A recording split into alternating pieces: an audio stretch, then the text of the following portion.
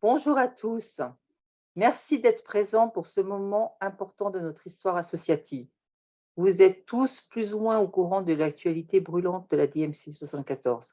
En ce printemps, vous le savez, vous l'avez lu dans le magazine régulièrement, l'avez vu sur le site internet de notre association, vous avez été en contact, que ce soit par le CVS, par le CSE, et nous allons officialiser très prochainement la fusion de la DMC 74 avec nos amis isérois de la DMCP 38.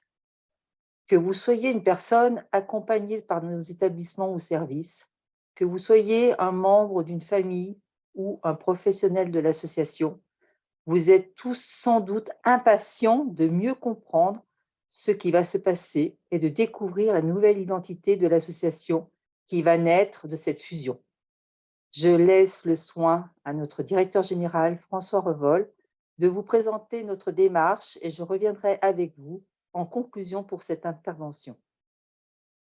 Bonjour à toutes et à tous. Le format que nous avons choisi aujourd'hui avec cet enregistrement ne permettra pas toutes les discussions ni de répondre à toutes les questions que vous avez envie de poser. Néanmoins, cela permet de toucher le plus grand nombre parmi vous afin de vous donner par avance l'information la plus complète possible. Je vais donc commencer par partager une brève présentation. L'ADIMC 74 et l'ADIMCP fusionneront à l'issue de l'Assemblée générale extraordinaire de l'ADIMC 74 le 23 mai 2023. C'est l'aboutissement d'un long processus de 3 ans de travail entre les deux associations qui a conduit à la signature d'un traité de fusion et à la validation par les deux conseils d'administration de nouveaux statuts associatifs qui seront présentés lors des assemblées générales des deux associations. Il s'agit donc bien d'une alliance qui va conduire à une nouvelle identité associative, commune et unique. Elles sont en effet tellement proches que c'est presque une évidence. Elles sont toutes les deux locales, engagées, nées de la militance des parents, ancrées sur le territoire alpin et porteuses d'une nouvelle dynamique. Elles ont décidé de poursuivre ensemble leur objectif historique et de perpétuer les valeurs communes, défendues par les parents d'enfants, les familles de personnes IMC, soutenues par les professionnels qui accompagnent leurs proches en situation de handicap. Cette alliance, elle vise à fédérer les énergies de tous ceux qui souhaitent participer à la construction d'une société plus accueillante pour les enfants, les femmes et les hommes qui vivent avec une paralysie cérébrale ou un polyhandicap sur le territoire de l'arc alpin. Vous connaissez bien la DIMC 74, elle est née en 1965. Elle représente et accompagne des personnes en situation de handicap, visibles ou invisibles, et leurs familles. On le sait, elle accompagne des personnes avec paralysie cérébrale, polyhandicap, mais aussi d'autres pathologies apparentées d'origine neuromusculaire, neurodégénérative, et de plus en plus souvent des troubles neurodéveloppementaux, parfois sans handicap moteur visible. La DIMC 74 agit au service de 350 personnes en situation de handicap et de leurs familles, grâce à l'engagement de ces 450 salariés. Mais c'est aussi une vie associative, riche et féconde, servie par ses adhérents et tous les bénévoles qui sont impliqués. L'ADIMC P38, elle, a été créée en 1967. Elle est associée à la vie de près de 300 personnes qui vivent avec une paralysie cérébrale ou un polyhandicap sur le territoire de l'Isère. Il y a un établissement qui a été créé par l'association et qui est maintenant géré par le groupe mutualiste MFI pour Mutualité française en Isère depuis 2006. Il s'agit de l'IMP Ninon-Valin à Grenoble. On trouve ensuite des établissements qui ont été créés par la DIMCP 38 et qui sont aujourd'hui gérés par le groupement mutualiste Oxens depuis 2002. On connaît bien certains d'entre eux, le Grand Chêne en particulier, établissement d'accueil non médicalisé à Izeau et Voiron, et la Maison des Îles, établissement d'accueil médicalisé à Saint-Jean-de-Moiran. Comme vous le comprenez, l'ADIMCP 38, à l'heure de cette fusion, n'est plus directement gestionnaire d'établissements et de services médico-sociaux. Ça veut dire qu'il n'y a donc pas de salariés de l'association en Isère et que la fusion ne fait pas évoluer quantitativement l'effectif des salariés de la nouvelle association par rapport à l'effectif actuel de la DMC 64. Mais en revanche, comme le prévoit le traité de fusion, l'ensemble des adhérents et des administrateurs isérois rejoint la nouvelle association. En Isère, comme en Haute-Savoie, la communauté des deux associations participe à faire mieux connaître la paralysie cérébrale et le polyhandicap, ainsi que les différentes pathologies apparentées. Cette communauté, elle milite et elle agit au sein d'un réseau national qui s'appelle Paralysie cérébrale France. Auxence, gestionnaire mutualiste d'une partie des établissements identifiés en Isère, a décidé de rejoindre le réseau Paralysie cérébrale France. En effet, la paralysie cérébrale, elle est mal connue, mal comprise, et pourtant elle est très répandue. C'est la première cause de handicap moteur chez l'enfant.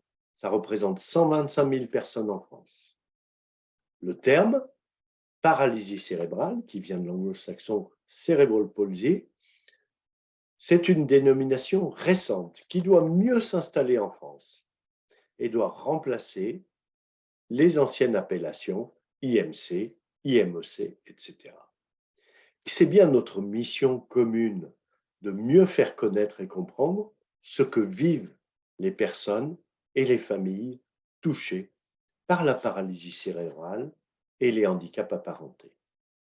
La Fédération Paralysie cérébrale France est l'acteur de référence au niveau national. Elle regroupe 25 associations sur près de la moitié du territoire. Elle représente les personnes qui vivent avec une paralysie cérébrale auprès des pouvoirs publics. Elle anime le réseau et elle soutient la recherche. C'est une marque forte à laquelle il convenait d'associer clairement l'identité de notre nouvelle association, mais en rappelant également son territoire, élargi par la fusion à l'ensemble de l'arc alpin.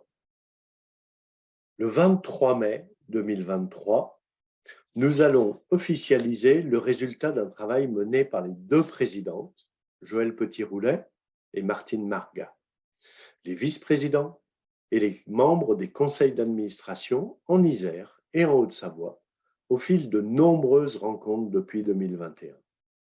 Au cours d'elles, avec le soutien de nos administrateurs, conseillers en communication et d'une agence spécialisée, l'agence Nevespark à Annecy, nous avons pu élaborer à l'issue d'ateliers participatifs avec des personnes accompagnées, des familles, une première approche du travail sur le nom et l'identité visuelle de la nouvelle association. Le comité de pilotage a ensuite choisi, parmi une dizaine de propositions, et un résultat unanime s'est dégagé des discussions.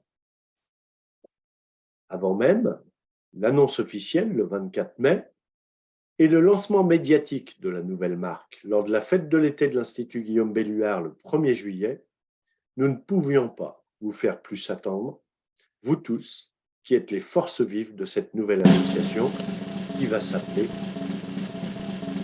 Alpisia, Alliance, Paralysie cérébrale des Alpes.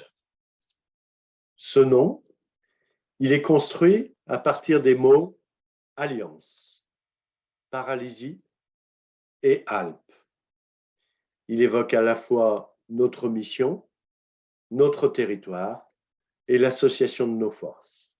Les deux A, au début et à la fin du nom, lui apportent de la solidité et de l'équilibre. Sa sonorité douce le rend facile à prononcer et à retenir. Le symbole, construit à partir de 4 cœurs entrelacés, évoque un trèfle à 4 feuilles. On y voit également une boussole qui représente la détermination et la capacité de notre association à trouver sa voie. Le logo est multicolore. C'est une manière de montrer notre caractère optimiste ainsi que la diversité de nos actions, mais aussi celle de notre public. La typographie, elle est simple et sobre. Elle inspire confiance tout en étant conviviale. Le A final, ouvert sur l'avenir, donne du dynamisme et de l'élan. Enfin, le descripteur, Alliance Paralysie Cérébrale des Alpes, rend le nom limpide. Il évoque directement l'alliance des deux associations, il clarifie la raison d'être, la paralysie cérébrale, et le territoire. Nous allons pouvoir décliner cette nouvelle identité visuelle sur des objets, des goodies, des tenues, et peut-être même des véhicules si les personnes handicapées n'y sont pas opposées. Je redonne maintenant la parole à notre présidente pour la conclusion de cet enregistrement. Voilà donc la présentation de la nouvelle identité de notre association et notre nouveau projet associatif rénové. Je reviens vers vous auréolé de nos nouvelles couleurs pour conclure cette présentation. Vous le voyez, cette actualité est riche et dense pour chacun d'entre nous. Ce projet va nécessiter l'engagement de chacun au service d'Alpisia, une nouvelle association parce que, nous le savons, nous partageons tous les mêmes valeurs et ces objectifs et nous souhaitons contribuer à l'amélioration de la qualité de vie des personnes avec paralysie cérébrale ou avec une pathologie apparentée dans l'ensemble du territoire de l'arc alpin.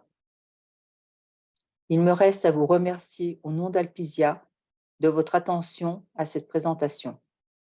Bien entendu, nous sommes à votre disposition au siège de l'association ou à l'antenne iséroise pour répondre aux différentes questions que vous souhaiteriez nous poser.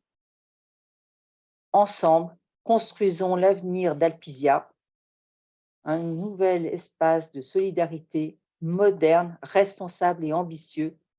Merci beaucoup pour votre attention.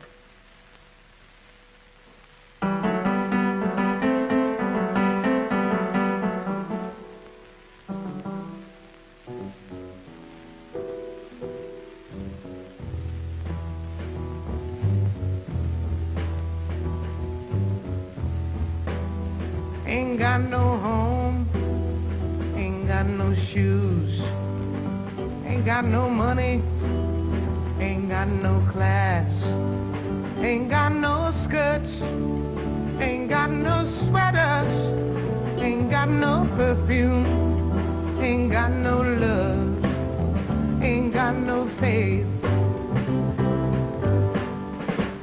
I ain't got no culture, ain't got no mother, ain't got no father, ain't got no brother, ain't got no children, ain't got no aunts, ain't got no uncles, ain't got no love, ain't got no mind.